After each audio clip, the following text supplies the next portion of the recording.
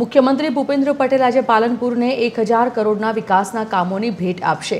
રૂપિયા 560 કરોડના ખર્ચે તૈયાર થનારા એરોમા સર્કલ પરના 24.5 કિલોમીટર લાંબા બાયપાસનું સીએમ ભૂપેન્દ્ર પટેલ ખાતમુહૂર્ત કરશે। બાયપાસ બનાવથી લાંબા સમયથી ચાલી રહેલી ટ્રાફિક સમસ્યાનો હવે અંત આવશે। કુંવરજી બાવળિયા અને અન્ય મંત્રીઓ પણ ખાતમુહૂર્ત કાર્યક્રમમાં ઉપસ્થિત રહેશે। મુખ્યમંત્રી ભૂપેન્દ્ર પટેલ રામલીલા મેદાન ખાતેથી આજથી પાલનપુરમાં શરૂ થતા સરસ મેળાનો શુભારંભ પણ કરાવશે।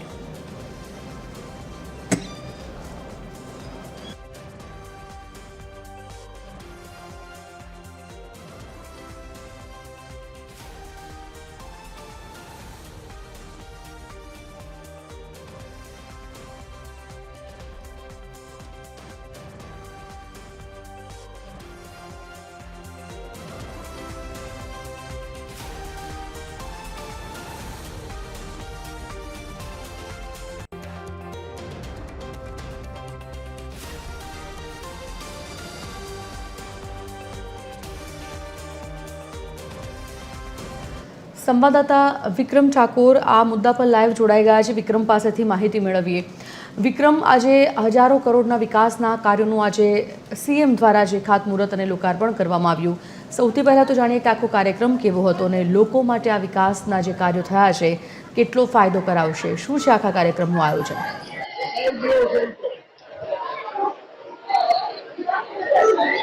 जी सर, ચોક્કસથી વાત કરવા હતા બનાસકાંઠામાં બપોર બાદ મુખ્યમંત્રી સીએમનો પ્રવાસ છે। જો કે એમના પ્રવાસની વાત કરવામાં આવે તો બપોર બાદ જગણા હેલિપેડ ખાતે ઉતરશે, તે બાદ ત્યાંથી નગરપાલિકા ટાઉન હોલ ખાતે આવશે, ત્યાં સભા છે, ત્યારબાદ રામલીલા મેદાન ખાતે પહોંચશે ને ત્યાર જે 100 જેટલા સ્ટોલ બનાવવા હોય ત્યાં 100 જેટલા સ્ટોલ છે તેમને ખુલ્લા મૂકવામાં આવશે। અને જે સ્ટોલ છે એ મહિલાઓ પોતાના જે મહિલાઓ જે પોતાનો રોજગાર છે તે પોતાના હાથે જે વસ્તુ જે બનાવે તે આ સ્ટોલોની મુખ્યમંત્રી મુલાકાત લેશે। જો કે અલગ અલગ ચીજ વસ્તુ છે, જે અલગ અલગ તોરણ હોય, જે ખાણીપીણી વસ્તુ હોય, ચીકી સહિત જે અલગ અલગ જે વસ્તુ છે વસ્તુની મુલાકાત લેશે। આ 100 જેટલા જગ્યામાં સ્ટોલ છે તેમની મુલાકાત લે, તે બાદ જે એરોમા સર્કલ જે ટ્રાફિકનું વર્ષોથી જે સમસ્યા છે, સૌથી મોટી સમસ્યા એ ટ્રાફિકનું નિરાકરણ આવશે, એટલે કે બાયપાસનું ખાતમુહૂર્ત પણ કરવા, એટલે કહી શકાય મોટી સંખ્યામાં 7 જેટલા અલગ અલગ વિકાસના લોકાર્પણ પણ કરવામાં આવશે। તેમજ આ 100 જેટલા સ્ટોલ છે તેમની પણ મુલાકાત લેવામાં આવશે। એટલે અલગ અલગ જે સ્ટોલ છે એમની મુલાકાત લઈ અને જે મહિલાઓ પોતાનો રોજગાર ધંધો લઈને આવી છે ત્યાં 100 જેટલા સ્ટોલ છે તેમની મુલાકાત લે। જો કે અલગ અલગ ચીજ વસ્તુ છે,